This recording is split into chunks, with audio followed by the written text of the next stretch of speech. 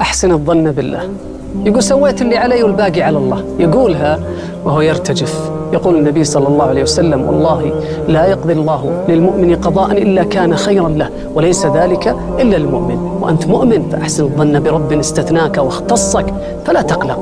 أحسن الظن بربك لتقبل وتتقدم، لتشجع ولا تجبن، لتقرر ولا تتردد. يقول السلف: الجبن غريزة يدفعها سوء الظن بالله، والشجاعة غريزة يبعثها حسن الظن بالله. فاستعن بالله ولا تعجز، وتوكل عليه ولا تقلق، وأحسن الظن به ولا تتردد. فإذا فعلت فإني أضمن لك شعورا بالثقة والرضا لا تزلزله المواقف والصدمات. في كل أمر تقدم عليه افعل الأسباب، ثم أحسن الظن بربك وتوقع أفضل الاحتمالات. فإن حصلت على ما تريد فاحمد الله واطلبه المزيد، وإن لم تحصل عليه فاعلم ثم اعلم ثم اعلم أن الله يعلم وأنك لا تعلم.